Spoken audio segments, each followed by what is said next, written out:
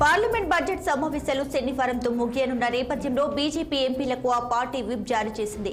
ఉభయ సభల్లో కీలక అంశాలపై చర్చ ఉన్నందున 10 ఎంపీలంతా తప్పనిసరిగా హాజరు కావాలంటూ లోక్సభ, రాజ్యసభ సభ్యులకు వేర్వేరుగా విప్ జారీ చేసింది. ఇక హౌస్ లో కొన్ని కీలక అంశాలను చర్చకు తెచ్చి వాటిని ఆమోదించడం జరుగుతుందని 3 లైన్ల విప్ లో పార్టీ కోరింది. ఉభయ సభల సభ్యులు తప్పనిసరిగా హాజరై ప్రభుత్వానికి మద్దతుగా నిలవాలని ఎంపీలకు సూచించారు.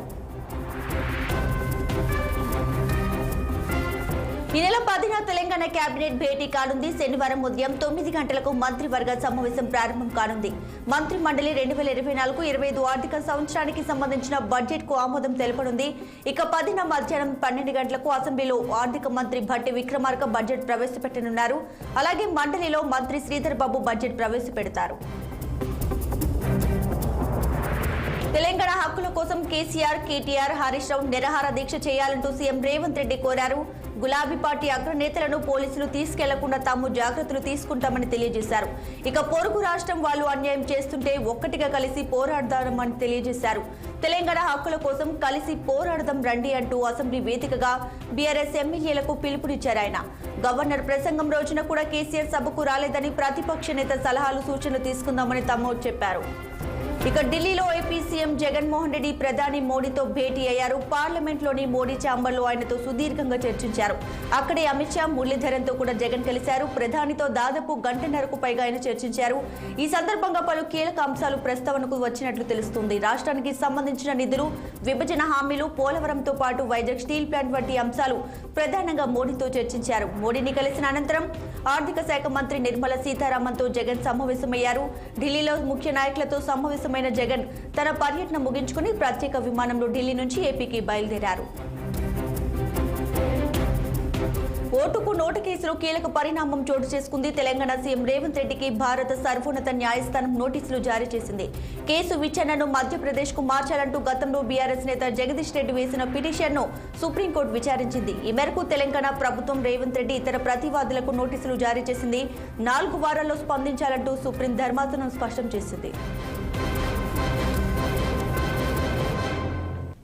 బోధన్ మాజీ ఎమ్మెల్యే షకీల్ కు తెలంగాణ హైకోర్టు ఊరట లభించింది. ప్రజాభవన్ వద్ద తన కుమారుడి కారు ప్రమాదం కేసులో షకీల్ ను అరెస్ట్ చేయవద్దని హైకోర్టు ఆదేశాలు జారీ చేసింది. అలాగే షకీల్ పై లుకౌట్ నోటీసులను హైకోర్టు సస్పెండ్ చేసింది.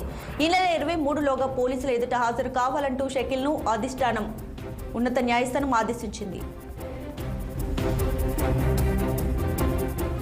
మాజీ ప్రధాని పివి నరసింహారావుకి కేంద్ర ప్రభుత్వం భారత అత్యున్నత పురస్కారం ప్రకటించింది. తెలుగు బిడ్డకు భారత రత్న ప్రకటించింది. ఇదే విషయాన్ని ప్రధాని మోడీ ట్విట్టర్ ద్వారా తెలియజేశారు. పివి నరసింహారావుతో పాటు మరో మాజీ ప్రధాని చరణ్ సింగ్, హరిత విప్లవ పితామహుడు ఎంఎస్ స్వామినాథన్ కు భారత రత్న ప్రకటించారు. మాజీ ప్రధాని పివి నరసింహారావుకి భారతరత్న పురస్కారం ఇవ్వడం గర్వకారణంగా ఉందని కేంద్ర మంత్రి కిషన్ రెడ్డి అన్నారు. ఉమ్మడి ఏపీకి సీఎంగా, కేంద్ర మంత్రిగా ఆయన దేశం కోసం చేసిన సేవలు మరువలేనివని కొనియాడారు. ప్రధానిగా ఆర్థిక సంస్కరణలతో దేశ పురోగతికి పివి పునాదులు వేశారని గుర్తు చేశారు. ఇక పివి జీవితాన్ని ప్రతి ఒక్కరూ ఆదర్శంగా తీసుకోవాలని కేంద్ర మంత్రి కిషన్ రెడ్డి అన్నారు. మాజీ ప్రధాని పివి నరసింహారావుకి భారతరత్న అవార్డును కేంద్ర ప్రభుత్వం ప్రకటించడంపై ఆయన కూతురు వాణిదేవి ఆనందం వ్యక్తం చేశారు.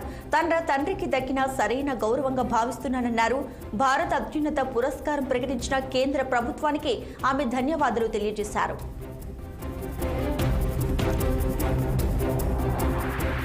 శివబాలకృష్ణ కన్ఫెషన్ రిపోర్టులో సంచలన విషయాలు వెలుగు చూశాయి. ఐఏఎస్ అరవింద్ కుమార్ పేరును శివబాలకృష్ణ ప్రస్తావించినట్లు, అలాగే తనకు చెందినటువంటి పలు బిల్డింగ్లకు బాలకృష్ణతో ఐఏఎస్ అరవింద్ కుమార్ అనుమతులు జారీ చేయించుకున్నట్లు తెలుస్తుంది. ఇక అరవింద్ ఆదేశాలతో 12 ఎకరాల భూమికి క్లియరెన్స్ ఇచ్చారు. అలాగే నార్సింగ్ లో ఎస్ఎస్వి ప్రాజెక్టు అనుమతి కోసం 10 కోట్ల రూపాయలు డిమాండ్ చేశారు అరవింద్. అట్టి 10 కోట్ల రూపాయలు ముందుగా ₹1 కోటి షేక్ సైదా చెల్లించారు. శివబాలకృష్ణ ద్వారా అరవింద్ కుమార్ కి ₹1 కోటి చేరినట్లు ఆరోపణలున్నాయి. ఈ డబ్బులను జూబ్లీహిల్స్ లోని అరవింద్ కుమార్ ఇంటికెళ్లి డబ్బు అందించినట్లు తెలుస్తుంది. ఇక మహేశ్వరంలో కూడా మరో బిల్డింగ్ అనుమతి కోసం ₹1 కోటి డిమాండ్ చేసినట్లు ఆరోపణలు వెల్లువెత్తాయి. ఈ విధంగా చూసుకుంటే శివబాలకృష్ణ ద్వారా విచ్చలవిడిగా అనుమతులు ఇప్పించుకున్నారు అరవింద్ కుమార్.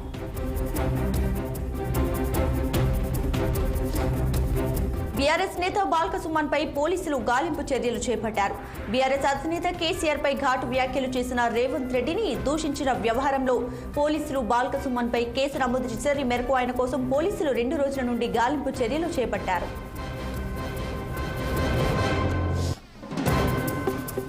బీఆర్ఎస్ సభ్యులపై మంత్రి సీతక్క ఆగ్రహాన్ని వ్యక్తం చేశారు. మహిళలకు ఉచిత బస్సు సౌకర్యం కల్పిస్తే కడుపు మంట ఎందుకంటూ ప్రశ్నించారు. మహిళలకు నెలకు 1000 రూపాయలు ఆదా అవుతున్నాయన్నారు. ఆటో డ్రైవర్లను రెచ్చగొట్టి రోడ్డు మీద వారితో నిరసన చేయిస్తున్నారంటూ బీఆర్ఎస్ ఎమ్మెల్యేలపై తీవ్ర విమర్శలు చేశారు. ఆమె ఆటో డ్రైవర్ల సంక్షేమం కూడా తమ ప్రభుత్వ బాధ్యత అంటూ మంత్రి శ్రీధర్ బాబు అన్నారు. వారి కోసం ఏడాదికి 12,000 ఆర్థిక సాయం అందిస్తామన్నారు. 100 రోజులు ఇచ్చిన హామీలను అమలు చేస్తామని తెలియజేశారు. వచ్చే బడ్జెట్లో ఆటో డ్రైవర్ల సంక్షేమానికి ఇస్తామన్న హామీని అమలు చేస్తామని స్పష్టం చేశారు. ఆయన అసెంబ్లీ గేటు వద్ద ఉద్రిక్తత చోటు చేసుకుంది. ఆటో డ్రైవర్లకు మద్దతుగా ప్లకార్డులతో అసెంబ్లీ లోపలికి వెళ్లడానికి బీఆర్ఎస్ ఎమ్మెల్యేలు యత్నించారు. అసెంబ్లీ గేటు వద్ద పోలీసులైతే అడ్డుకున్నారు వారిని. ఈ నేపథ్యంలో బీఆర్ఎస్ ఎమ్మెల్యేలకు పోలీసులకు మధ్య తీవ్ర వాగ్వాదం చోటు చేసుకుంది. మహబూబ్ నగర్ ఎంపీ స్థానానికి సీఎం రేవంత్ రెడ్డి సోదరుడు తిరుపతి రెడ్డి పోటీ చేయనున్నట్లు తెలుస్తుంది. నియోజకవర్గంలో రాత్రికి రాత్రే తిరుపతి రెడ్డి ఫ్లెక్సీలు వెలిశాయి. మహబూబ్ నగర్ పార్లమెంట్ నియోజకవర్గంలోని పలు చోట్ల ఫ్లెక్సీలు ఏర్పాటు చేయడంతో చర్చకు తెరలేసింది. ఎన్నికలు సమీపిస్తుండటంతో తిరుపతి రెడ్డి అన్న మిత్ర బృందం అనే పేరిట పెద్ద సంఖ్యలో ఫ్లెక్సీలు దర్శనమిస్తున్నాయి. అయితే ఫ్లెక్సీల ఏర్పాటు విషయం దుమారం లేవడంతో ఫ్లెక్సీలు తొలగిస్తున్నారు. అసలు ఫ్లెక్సీలు ఎందుకు ఏర్పాటు చేశారు? ఫ్లెక్సీలు ఎవరు ఏర్పాటు చేయమన్నారు? అనంతరం ఏం జరిగింది? ఎందుకు ఫ్లెక్సీలు తొలగించారు అనే ప్రశ్నలు ఇప్పుడు హాట్ టాపిక్ గా మారాయి.